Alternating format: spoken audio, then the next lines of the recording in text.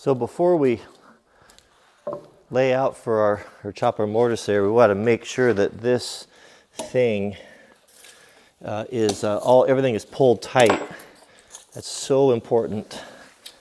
And what works really good for that is a ratchet strap. So we can ratchet strap this super tight, make sure that it's absolutely where it needs to be. Now when you're placing your ratchet straps, be mindful where they go, where you put them, so that they don't interfere with where you need to work. I've had to move them in the past, and so just kind of think about that. All right, so we're going to pull this nice and tight. Oh yeah, that looks good. Now we can work on our joinery knowing that something's not gonna slip and we're gonna break our heart. So, okay, before we do anything, we want to make sure that we're square right here. And of course, it's gonna, as we tighten the ratchet strap, it's gonna pull it out. So we'll just thump this over a little bit.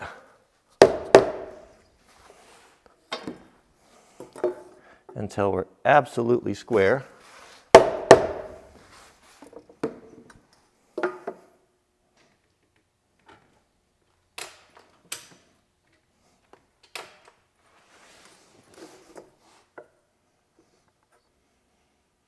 Perfect. So now we can go about the business of laying out for our mortises. Oh, look at that. Isn't that nice? Very nice. It looks like it's a good fit. I like this this dimension. It's much better. Okay, well that fits in there good. We're perfect. As long as we take the time to get our angles and everything right, it just makes our job so much easier. So much easier. Okay, so now we can take our speed square here and make our marks. So now that we've got the marks ready to chop, we can chop our mortises, we can disassemble everything and get to work on that. It's an interesting thing. I was reading the comments this morning, and one of I forget how to use a ratchet strap. One of my Dutch subscribers, I made the comment on yesterday of how I was impressed how they did things and doing everything right, and the guy said something that I thought was really rang true.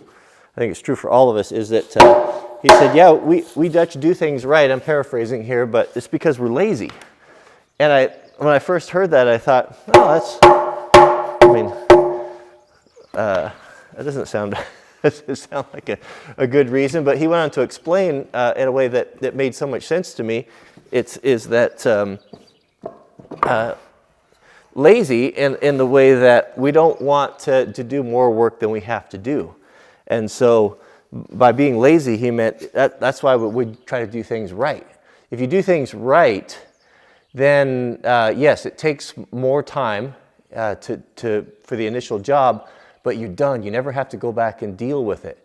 And I thought, man, that is so true in my life. So many times I've cut corners on things, thinking it was really going to save me time and make my life easier, but it didn't, because it wasn't done right. And so chances are, and almost every time, I have to go back and redo it.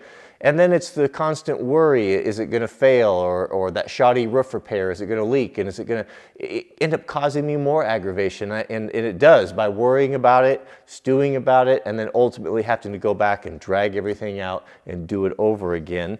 I thought that was a really good point. So I was kind of thinking about that doing the layout here. Now's the time to take the time, and I didn't want to have to put that second ratchet strap on there. I was trying to cut corners and think, well, maybe I can compensate for it, but inevitably it would come back and bite me in a shoddy job and issues and problems, where I just take a little bit extra time, do it right, pull that in there, make sure I'm starting square, and now I'm done. I never have to worry about it anymore. It's going to make the rest of my job much more enjoyable, easier. Things are going to work better, and Yeah, that's just I thought that was a very good point. So by putting that knee brace up there, we know exactly, where those lines are going to intersect here. So I found my center, and I'll use your square. Carpenter square is going to have, this is going to be 1.5 inches, and that's 2. So it makes it quite simple for doing your layout for your mortises, because it's either going to be a 2-inch or 1.5 inches for your bigger post and beam stuff. Make sure that's there. Now this is where this layout's kind of important here. So we know that our tenon, that's the male portion, is exactly 1.5 inches.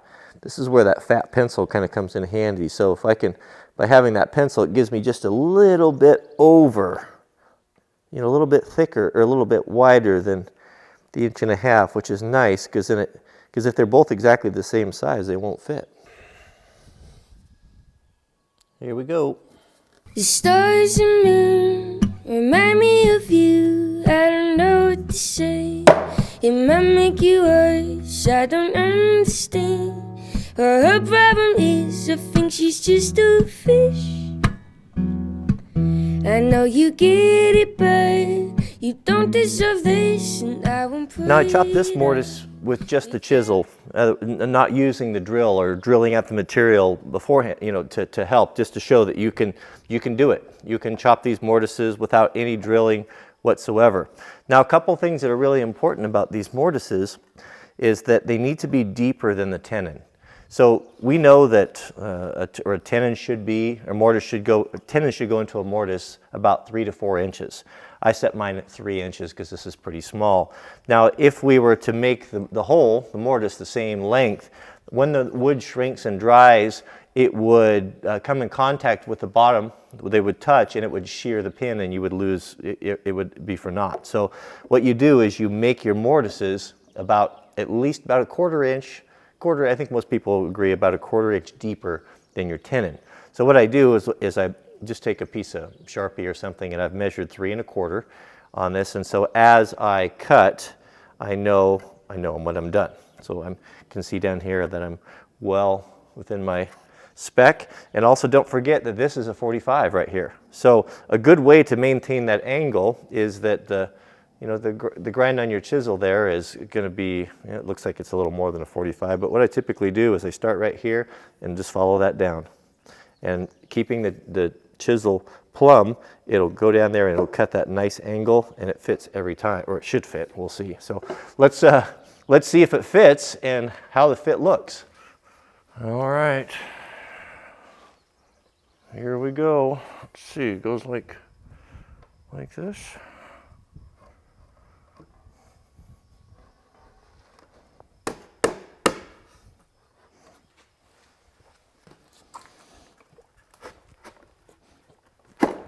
Oh, that's nice.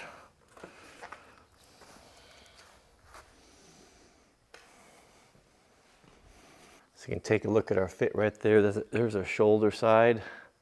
That looks really nice. This is really rough, uneven, unsquare material that we're working with. So just to get it that close like that, I'm really pleased with it. That's going to look nice. So for this one, we're going to use the beam drill. It just saves a lot of time and removes the lion's share of the wood in an easy and controlled manner.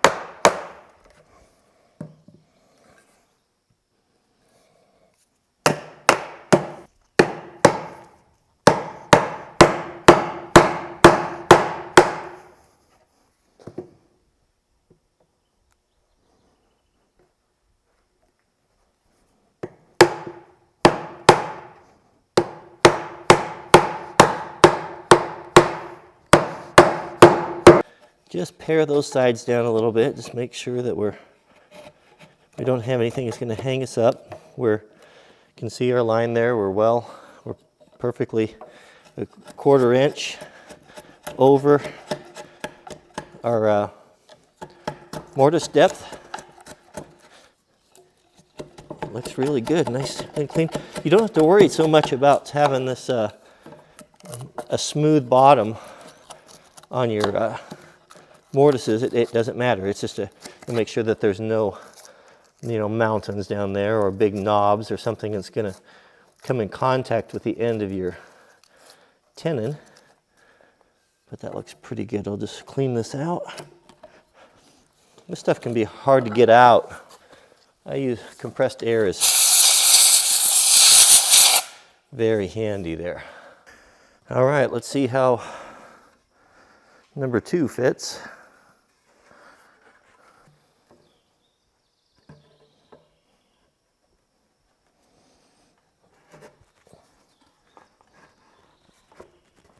I don't know why, but I'm always surprised when these things fit. So it's always a pleasant surprise. Well, they seem to fit better and more often than they did when I first started. So a lot of question that always comes up is how did I learn how to do this timber framing? And first off, I'm certainly I'm just a beginner and a hobbyist. I'm certainly not what I would consider to be a pro at this. But I got a couple books that are really helpful. I'll share those with you. So the 2 books that I used, and these are not necessarily, I'm not going to say they're necessarily an endorsement. They're just the ones that I picked up. The first one that I picked up was this, the timber framing book by Stewart, Eliot, and Eugene Wallace. And this is, I like this one because it has really nice drawings and it's got some plans in the back. It's really simple, maybe overly simple, and it's actually got cut sheets in the back, which is nice, really nice hand-drawn ones where you can make your own small cabin.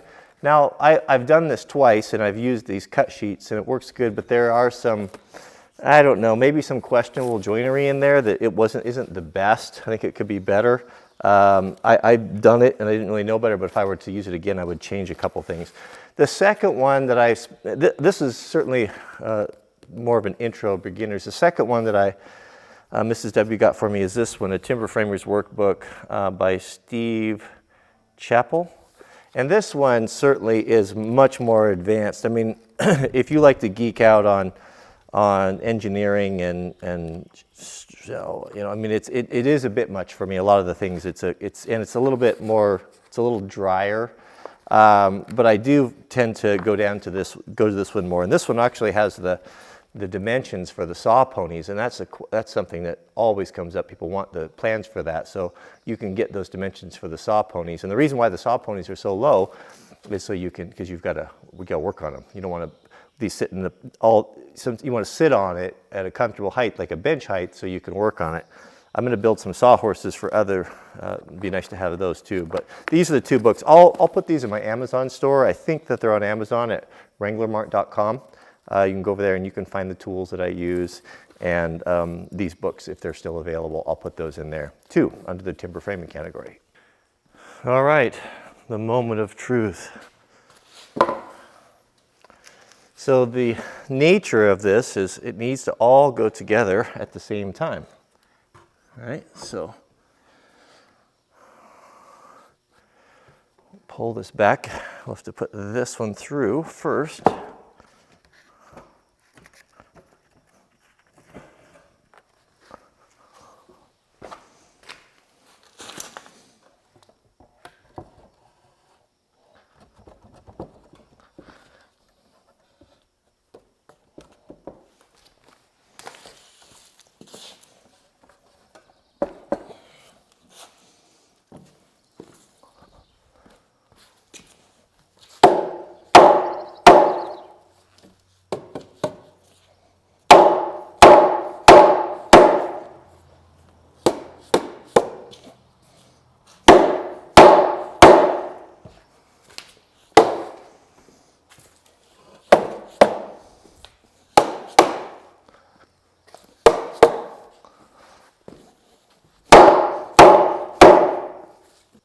I'm getting a little bit of bounce here. I'm going to put a ratchet strap on here just to keep it from springing back on me.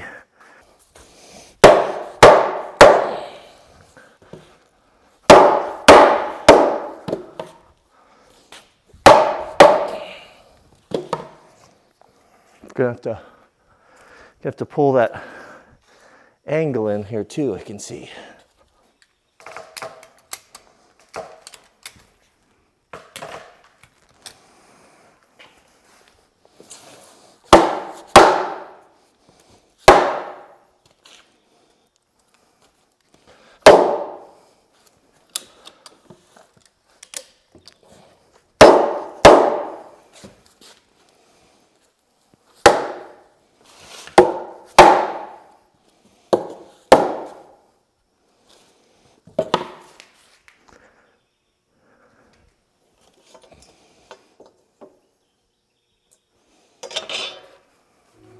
Please, please get back.